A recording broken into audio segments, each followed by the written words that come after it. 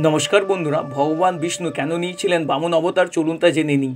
একসময় প্রহ্লাদের পুত্র অসুররাজ বলি ত্রিলোকের বিজয় প্রাপ্ত করেছিলেন। প্রথম জীবনে ধার্মিক রাজা থাকলেও পরবর্তীকালে অসুরগুরু শুক্রাচার্যের দ্বারা চালিত হয়ে অসুররাজ বলির মধ্যে অহংকার বেড়ে গিয়েছিল এবং দেবতাদের উপর অত্যাচার শুরু করেছিল।